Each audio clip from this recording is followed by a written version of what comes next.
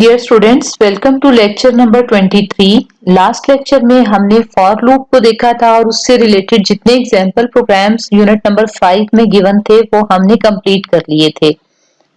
आज हम while statement और उससे रिलेटेड प्रोग्राम्स को देखेंगे। अब व्हाइल स्टेटमेंट कब यूज होती है? फॉर में आपने देखा कि आपको इनिशियल वैल्यू और उसकी कंडीशन और तीसरी चीज लूप में हमें चाहिए होता है इंक्रीमेंट या डिक्रीमेंट। तीनों चीजें आप एक साथ डिफाइन कर देते हैं।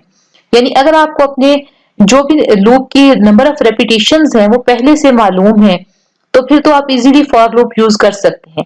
लेकिन ऐसी सिचुएशन भी हो सकती है जब हमें पता ही नहीं है कि हमारी जो नंबर ऑफ रेपिटेशन है वो कितनी होंगी। जब प्रोग्राम चलेगा तो हमें पता चलेगा कि ये प्रोग्राम एक दफा चलना है, दो दफा, तीन दफा, चार दफा और सो ऑन। इसकी एग्जांपल आप किसी गेम से ले सकते हैं। जैसे आप गेम प्ले कर रहे होते हैं तो फॉर एग्जांपल आप उसे एग्जिट करना चाह रहे हैं, आप उसको दोबारा नहीं प्ले करना चाह रहे, तो वो आपसे गेम में मैसेज आता है कि do you want to continue, आप वाकई एग्जिट करेंगे या कंटिन्यू करना चाह रहे हैं। तो आप चाहे इस गेम को दो दफा, आपका दिल चाह रहा है आप दो दफा खेलें, आप तीन दफा खेलें, चार दफा खेलें। इसी तरह से आपने देखा कि हम जो जितने प्रोग्राम्स होते हैं जो मैंने आपको लास्ट लेक्चर में एग्जीक्यूट करके दिखाए, मैंने रिपीटेडली डिफरेंट इनपुट्स के लिए उनको बार बार एग्जीक्यूट किया। तो ऐसा भी हो सकता है कि हम बार बार एग्जीक्यूट करवाने के बजाय यूजर से पूछ लें कि अगर वो कंटिन्यू रखना चाहता है तो वो करे, और अगर वो एग्जिट करना चाह रहा है तो कोई खास वैल्यू हम उससे कहें कि अगर ये नंबर एंटर करोगे तो प्रोग्राम खुद ब खुद दोबारा नहीं चलेगा। तो अब देखते हैं कि इस तरह के स्ट्रक्चर्स जो है हम कैसे यूज कर सकते हैं। इसके लिए हम व्हाइल स्टेटमेंट को यूज करते हैं। The while statement is used to implement repetition structure when the number of iteration is not known in advance. पहले से हमें नहीं पता कि प्रोग्राम कितनी दफा चलना है, and repetition continues until test condition remains true. जब तक टेस्ट कंडीशन आपकी ट्रू है, repetition होती रहती है। जैसे आपकी कंडीशन फॉल्स होती है, repetition रुक जाती है। इसका सिंटेक्स देखें। सबसे पहले while का वर्ड लिखा जाता है और ब्रैकेट में हम कंडीशन दे देते हैं, जैसे while a is less than 10, while a is less than 20 और a is greater than 20 और something like that।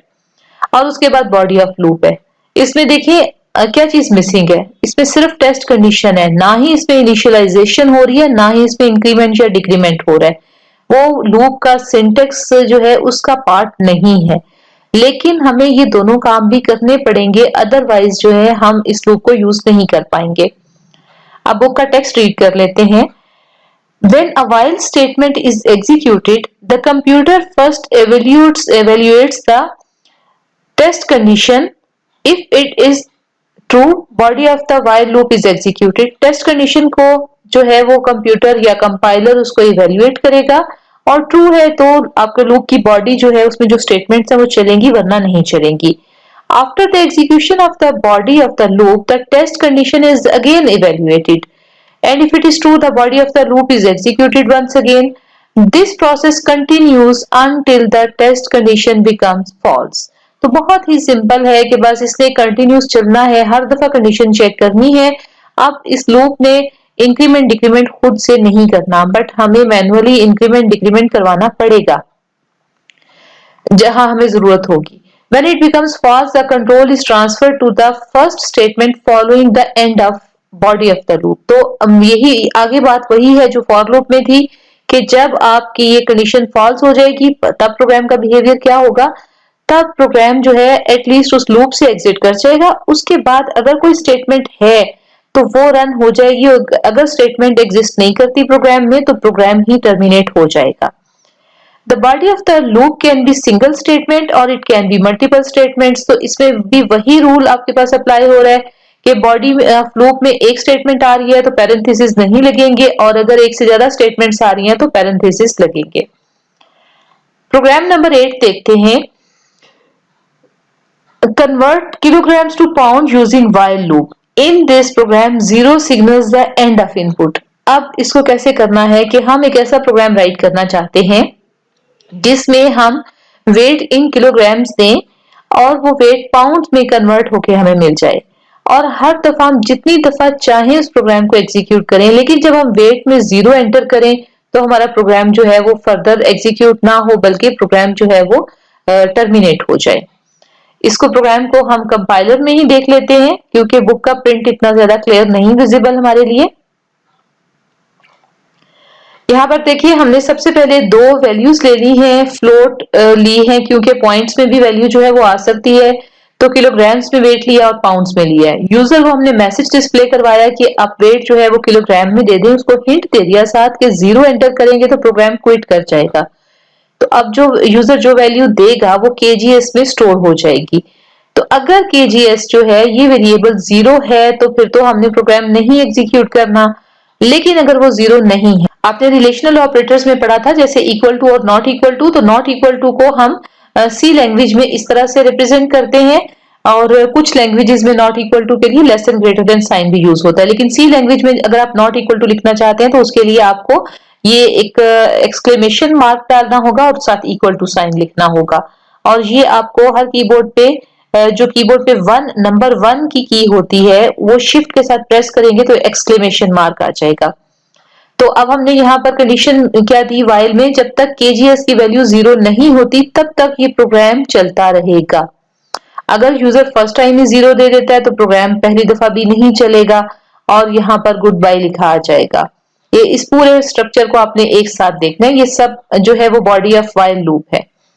अगर यूजर 0 नहीं देता उस सूरत में क्या होगा, केजीएस में यूजर ने जो भी वैल्यू दी है वो 2.2 से मल्टीप्लाई हो जाएगी, क्योंकि एक किलोग्राम्स में ऑलमोस्ट 2.2 पाउंड्स होते हैं, तो वो मल्टीप्लाई होकर पाउंड्स में कन्वर्ट हो जाएगी और वो वैल्यू आपके पास प्रिंट होकर आ जाएगी। जो प्रिंट हमने करवाया है वो है किलोग्राम्स, आपने परसेंटेज 6.2f फॉर्मेट किया है, फिर किलोग्राम का वर्ड लिखा है, फिर is equal to again percentage 6.2f में फॉर्मेट, क्योंकि फ्लोटिंग पॉइंट यूज कर रहे हैं तो हम यहाँ परसेंटेज डी यूज नहीं करेंगे, परसेंटेज एफ यूज करेंगे, और 6.2 हमने उसको दिया है कि ये आपके पास जो वैल्यूज हैं डेसिमल के बाद 2 नंबर और डेसिमल से पहले 6 डिजिट जो है वो उसकी फॉर्मेट जो है उसमें फॉर्मेट होकर आए, और पहली वैल्यू हम केजी प्रिंट कर रहे हैं और दूसरी जो है वो पाउंड्स की प्रिंट कर रहे हैं। अब ये दोबारा हम वही स्टेटमेंट शो कर रहे हैं जो पहली दफा हमने शो की थी, यानी जब ये प्रोग्राम एग्जिट आपको वैल्यू आउटपुट आ जाए दोबारा वो यूजर से पूछे कि आप वेट एंटर करें, इस तरह से ये केजीएस की वैल्यू दोबारा यूजर एंटर करेगा, दोबारा यहाँ चेक होती जाएगी एंड सो ऑन। अब देखें कि यहाँ पर हमें इंक्रीमेंट की जरूरत ही नहीं पड़ी, लेकिन अगर आप लेट्स से कि 1 से 10 तक काउंटिंग प्रिंट करवाना चाहते हैं वाइल स्टेटमेंट में, वाइल लूप को यूज करते हुए, तो वहां आपको इंक्रीमेंट की जरूरत पड़ेगी, वहां इस लूप के अंदर आप इंक्रीमेंट करेंगे। तो इसलिए इस लूप में चूंकि हमें हर दफा इंक्रीमेंट की जरूरत नहीं पेश आती, तो इसलिए वो इसके सिंटेक्स का पार्ट नहीं है। तो ये देखिएगा, और इनिशियलाइजेशन भी इसके सिंटेक्स का पार्ट नहीं है, इनिशियलाइजेशन भी हमारे प्रोग्राम की लॉजिक पे डिपेंड करती है। तो अब हम इसको रन करके देख लेते हैं। तो इसमें देखें कि लेट्स से हम वेट में इसको दे देते हैं 50 केजी, तो इसको एंटर करें तो 50 किलोग्राम्स जो है that is equal to 110 pounds. हम कोई और वैल्यू देकर देखते हैं 10 केजी, तो 22 पाउंड्स के इक्वल होता है, लेट्स से 45 केजी 99 पाउंड के इक्वल होता है। अब ये प्रोग्राम चलता रहेगा, प्रोग्राम को कैसे स्टॉप करेंगे, हम इसको 0 देंगे तो प्रोग्राम आपका गुड बाय प्रिंट हुआ और प्रोग्राम आपका एग्जिट हो गया। तो ये था आपके पास फिगर 5.15 में गिवन जो प्रोग्राम था वो मैंने आपको एक्सप्लेन कर दिया है। यहाँ बुक में भी इसकी एक्सप्लेनेशन गिवन है, यहाँ पर भी देखें यहाँ कुछ वैल्यूज दी गई हैं, और उसके बाद जो है नेक्स्ट प्रोग्राम आ जाता है program number 9। The program in figure 5.17 print the ASCII table. अब ये 0 से 255 तक जो है ASCII टेबल हम प्रिंट करने लगे हैं। ये बहुत इंटरेस्टिंग है। आप देखिए मैंने आपको जैसे शुरू में बताया था कि ये जो आपके पास कीबोर्ड पे अल्फाबेट्स वगैरह होते हैं इनके स्पेसिफिक ASCII कोड्स होते हैं। तो अब इसके ASCII कोड जो है, जैसे ए का कोड जो है वो 65 है। अब हम इसको यहाँ प्रिंट करके देखते हैं कि कैसे ए का कोड जो है वो 65 कैसे है, और बाकी जो कैरेक्टर्स हैं कीबोर्ड पे उनके ASCII कोड्स क्या हैं। इस प्रोग्राम को फिगर 5.17 को भी हम कंपाइलर में ही देख लेते हैं। यहाँ कुछ गिवन है टेक्स्ट, इसको देख लें। Following are the types of characters included in ASCII table. 0 से 31 जो है वो कंट्रोल कोड्स हैं, जैसे कि टैब है, कैरेज रिटर्न है, और इस तरीके से इस तरह की वैल्यूज हैं। और 32 से ऑनवर्ड यानी ये आपके पास नॉन प्रिंटिंग है बेसिकली। टैब अगर आपके पास प्रिंट होकर आ जाएगा आपको पता नहीं चलेगा, कैरेज रिटर्न यानी एंटर प्रेस हुआ आपको नहीं पता चलेगा। तो इस तरह के कैरेक्टर्स है, इसलिए हम इनको प्रिंट नहीं करके देख रहे। हम 32 से आगे जो है वो देखेंगे कि जो हमारे पास कैरेक्टर्स हैं कौन कौन से प्रिंट होते हैं। 32 पे स्पेस जो है वो प्रिंट होगी और इस तरीके से बाकी वैल्यूज हम प्रोग्राम के कोड को रन करके चेक कर लेते हैं। ये देखिए सिंपल सा प्रोग्राम है, एक वेरिएबल हमने ले लिया इंटीजर n और एक न्यू लाइन हमने प्रिंट करवा ली। ये बेशक आप ना करवाएं, डजंट मैटर। इनिशियलाइज देखिए, अब हमें यहाँ पर इनिशियलाइजेशन की जरूरत है तो हमने इनिशियलाइजेशन की है, n इज इक्वल टू 32 किया है और उसके बाद हमने कहा कब तक प्रिंट करो, जब तक n की वैल्यू 255 के इक्वल नहीं हो जाती। और प्रिंट क्या करना है, %3d में हम प्रिंट करवा रहे हैं n और वही n हम %c में भी प्रिंट करवा रहे हैं, यानी एक ही वेरिएबल है, एक दफा हम उसको as a decimal number print कर रहे हैं और एक दफा हम उसको एज ए कैरेक्टर प्रिंट कर रहे हैं। तो एज ए कैरेक्टर जब हम उसको प्रिंट करेंगे तो वो जो भी नंबर होगा, लेट्स से 32 है तो 32 का आस्की कोड अगर जो है वो अगर स्पेस का आस्की कोड है तो वहां वो स्पेस कैरेक्टर जो है वो प्रिंट हो जाएगा। और इस तरह हमें डेफिनेटली इसमें इंक्रीमेंट करने की जरूरत है। n is equal to n+1 हम खुद से कर रहे हैं मैनुअली, क्योंकि ये अब हमारे प्रोग्राम की नेचर ऐसी है कि हमें इसमें इनिशियलाइजेशन भी करनी पड़ रही है और इंक्रीमेंट भी करना पड़ रहा है। और वैसे ये प्रोग्राम हम फॉर लूप से भी रन करके देख सकते हैं।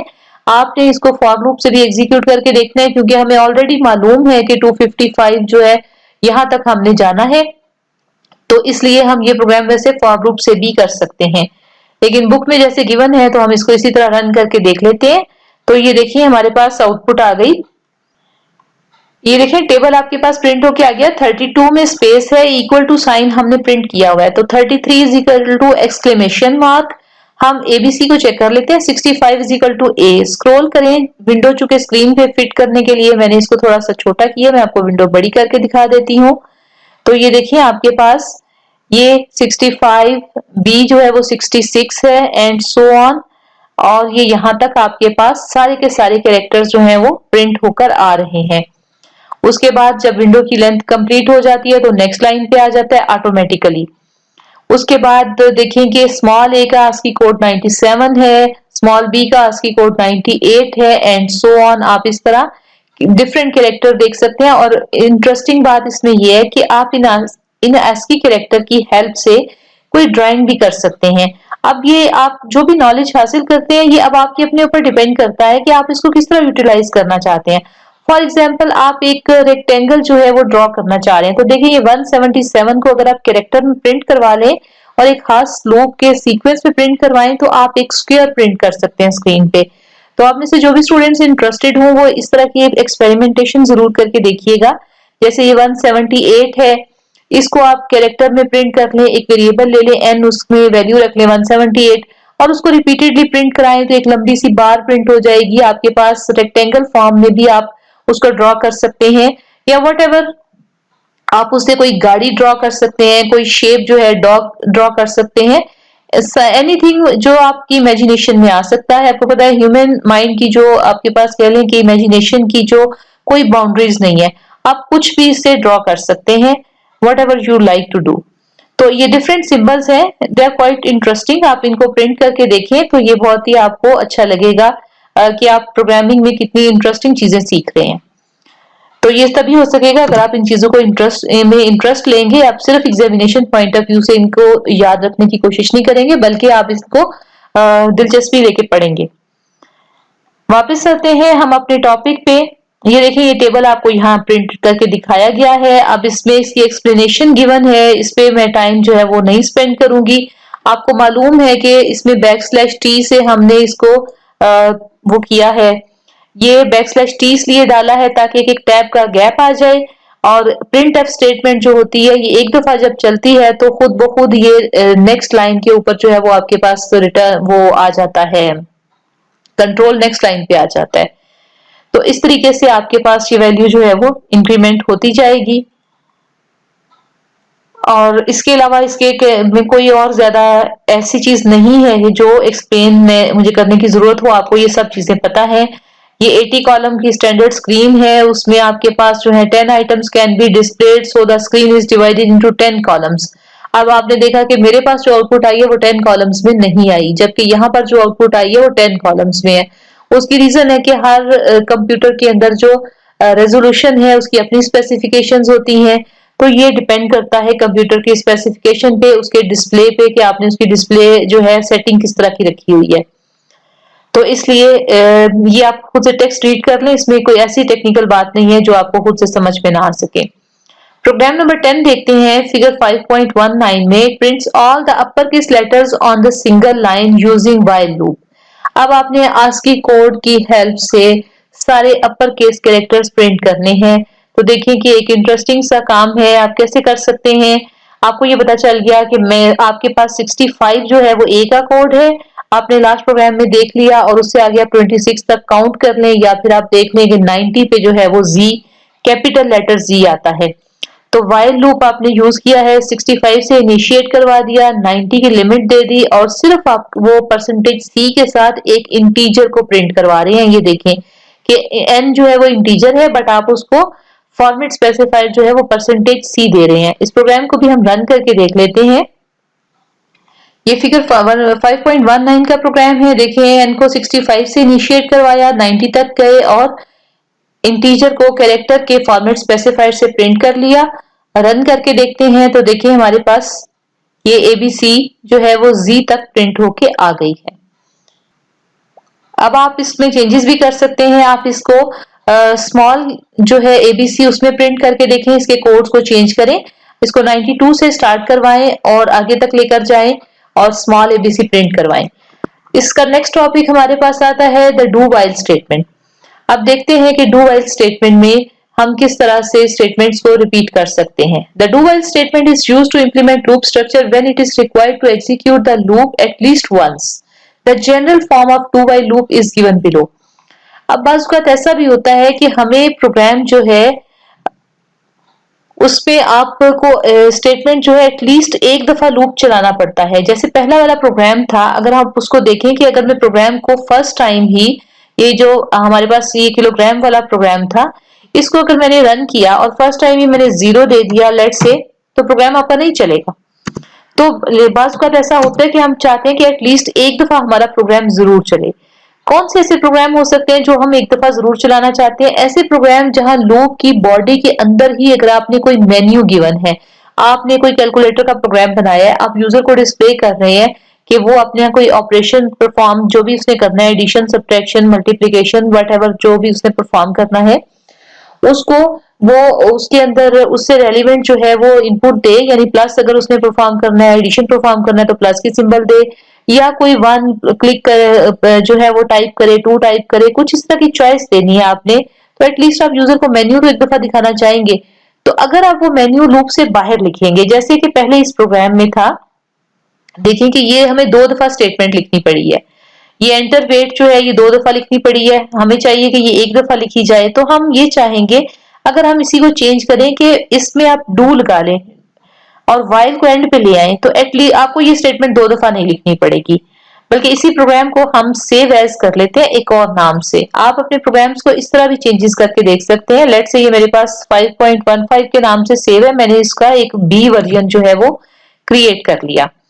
अब मैं यहाँ पर इसको यहाँ से डिलीट कर देती हूँ। मुझे फर्स्ट टाइम भी मैं यहाँ से ये वाली स्टेटमेंट नहीं चला दी, बल्कि इसकी जगह पर मैंने ये स्टेटमेंट व्हाइल को यहाँ से मैं कट कर लेती हूँ। कंट्रोल एक्स करें, इसको आप यहाँ ले आए और यहाँ सिर्फ डू का वर्ड लगा दें। आप देखते हैं कि प्रोग्राम हमारा क्या करता है। यहाँ पर आपको एक काम करना पड़ेगा कि केजीएस की वैल्यू जो है वो इनिशिएट जरूर करवानी पड़ेगी, बल्कि नहीं करवानी पड़ेगी, क्योंकि हम तो केजीएस की वैल्यू चेक ही नहीं कर रहे। रन करके देखते हैं क्या होता है। सबसे पहले तो एरर आ गया सेमीकोलन का, यहाँ पर डू व्हाइल के एंड पे सेमीकोलन जरूर आता है। अब देखते हैं इसको रन करके, देखिए आपके पास जो है, अब इसमें ड्रॉबैक क्या आया कि आपके पास प्रिंट होकर रिजल्ट सबसे पहले आ गया, यानी आपके पास रिजल्ट प्रिंट नहीं होना चाहिए था। तो हम क्या करते हैं, पहले तो हम इस प्रोग्राम से क्विट करते हैं, उसके बाद इसकी तरतीब ठीक करते हैं। हमारा मेन्यू पहले आना चाहिए, इसको कंट्रोल एक्स कर लेते हैं एंड कंट्रोल वी। आप देखते हैं कि इसमें फिर भी हमारे पास आउटपुट जरूर आएगी। ऐसे सूरत में हमारे पास ये करना चाहिए हमें कि आउटपुट इसके अंदर तभी आए जब कंडीशन जो है वो हमारी कोई फुलफिल हो रही हो। बहरहाल हम इसके साथ एक एक्सपेरिमेंटेशन ही मैं आपको करके बता रही हूँ, आप इस तरह करें। देखिए, अब पहले आउटपुट नहीं आई है, आप यहाँ पर आप करेंगे कि जो भी वेट देना चाहते हैं, लेट्स से कि आप कोई वैलिड वैल्यू दे रहे हैं तो आपको आउटपुट मिल रही है, लेकिन जीरो देंगे तो जीरो की भी आउटपुट जरूर आपको मिलेगी और उसके बाद प्रोग्राम जो है वो एग्जिट कर जाएगा। तो ये देखें, जो 2 दफा हमने स्टेटमेंट लिखी थी उसको हम एक दफा ले आए हैं, यानी बेसिकली ये आपको बताने का मकसद ये था कि this is sort of menu जो आप यूजर को एक दफा डिस्प्ले करवाना चाहते हैं। अब हम बुक के एक्चुअल प्रोग्राम और कॉन्सेप्ट की तरफ आते हैं। तो डू स्टेटमेंट जो है, ये पहले हम डू का कीवर्ड लिखते हैं, फिर उसके बाद हम उसकी बॉडी ऑफ द लूप देते हैं, फिर वाइल लिखते हैं और सेमीकोलन, वाइल के बाद कंडीशन और सेमीकोलन। अब आपको ये स्ट्रक्चर समझ में तो आ गया है प्रोग्राम को देख के, लेकिन हम इसका टेक्स्ट रीड कर लेते हैं। The statement while test condition is placed at the end of the loop so that the body of the loop is executed at least once whether the condition is true or false। अब यहाँ condition true या false है doesn't matter, एक दफा body of the loop आपको जरूर मिलेगी, जरूर चलेगी। इवन कि अगर आप इसी प्रोग्राम में शुरू में केजीएस को जीरो भी करते हैं, सपोज कि हमने यही कहा था ना कि केजीएस जीरो हो तो लूप ना चले, तो अगर आप इनिशियली इसको जीरो कर दें, अब देखिए हम चला के देखते हैं, तब भी देखिए आपका लूप जरूर चला है, हालांकि केजीएस की वैल्यू जीरो है। तो ये मकसद है इस लूप का आपके पास के कंडीशन ट्रू है या फॉल्स है, लूप एक दफा जरूर चलेगा। इसकी एग्जाम्पल प्रोग्राम देखते हैं। अच्छा, there is a semicolon after the test condition because it is at the end of the loop. तो यहाँ पर एक सेमीकोलन जरूर आएगा टेस्ट कंडीशन के बाद, क्योंकि ये लूप के एंड पे आती है। और इसी तरह से अगर आपके पास बॉडी ऑफ द लूप जो है वो सिंगल स्टेटमेंट है तो आपको डेफिनेटली ये ब्रेसेस की जरूरत नहीं पड़ेगी। प्रोग्राम देखते हैं, इसमें हमारे पास क्या हो रहा है। The program in figure 5.21 prints all the lowercase letters of the alphabets using do while loop। यही जो मैंने आपको लास्ट प्रोग्राम करने को कहा था, उसी को अब आप do while प्रोग्राम लूप से हम करके देख लेते हैं। 97 से हम स्टार्ट करेंगे और 122 जो है वो स्मॉल z का आस्की कोड है। तो जो आप कह सकते हैं कि स्मॉल लेटर्स में ABC डिस्प्ले हो जाएगी। प्रोग्राम है हमारा फिगर 5.22, इसको हम ओपन कर लेते हैं। ये हमारे पास प्रोग्राम है। देखिए n इक्वल टू 97 हमने सेट कर दिया है और डू स्टेटमेंट जो है वो पहले हमने डू का कीवर्ड लगा दिया और उसके बाद बॉडी ऑफ द लूप है। इसको रन करते हैं तो देखिए ये स्मॉल लेटर्स में ABC जो है A से Z तक हमारे पास प्रिंट होकर आ गई है। इसके बाद हमारे पास जो नेक्स्ट देखते हैं, इसकी एक्सप्लेनेशन गिवन है, इसको अब आप खुद देख लें। मेरा ख्याल इतना आपको समझ में आ गया है कि आप ये जो है प्रोग्राम की एक्सप्लेनेशन, इसकी ज्यादा जरूरत आपको नहीं पड़ेगी। नेक्स्ट हमारा टॉपिक है difference between while and do while loops. अब यहाँ पर आपको टेबुलर फॉर्म में गिवन है। आपको पहला एक डिफरेंस तो पता चल गया कि बॉडी ऑफ द लूप एक दफा जरूर चलेगी। दूसरा डिफरेंस सेमीकोलन का आपको पता चल गया कि वाइल में कहीं सेमीकोलन नहीं आता, लेकिन डू वाइल में सेमीकोलन आएगा। उसके अलावा क्या है आपके पास कंडीशन जो है, वाइल लूप में पहले कंडीशन चेक होती है फिर body of the loop execute होता है, जबकि डू वाइल में आपके पास पहले बॉडी ऑफ द लूप होती है, आखिर में कंडीशन चेक होती है। यही चीजें यहाँ पर लिखी हुई है। रीड कर लेते हैं। While loop is pre tested loop. तो प्री टेस्टेड से क्या मुराद है, पहले कंडीशन चेक होती है और फिर body of the loop execute होती है। यहाँ पोस्ट टेस्टेड है क्योंकि पहले body of the loop execute होती है, बाद में कंडीशन जो है वो चेक होती है। द सिंटेक्स और the general form of while loop ये है और डू वाइल का ये है। सिंटेक्स आपको गिवन है। In while loop the controlling condition appears at the start, और जबकि डू वाइल में controlling condition appears eight the end of the loop. इसी तरह से जो आपके पास इसकी आइट्रेशंस है, ये अगर कंडीशन फॉल्स हो तो वाइल में पहली आइट्रेशन भी करनी होगी, लेकिन यहाँ पर iteration occur at least once even if the condition is false, क्योंकि वो कंडीशन फर्स्ट टाइम चेक की नहीं हो रही। कंडीशन तो एक दफा बॉडी ऑफ लूप एग्जीक्यूट करने के बाद चेक होती है। तो ये आपको गिवन है, ये भी आप इसको अच्छे तरीके से आप समझ आ गई होगी। नेक्स्ट टॉपिक जो है वो हम अपना इंशाल्लाह नेक्स्ट लेक्चर में देखेंगे। Thank you so much for watching this lecture.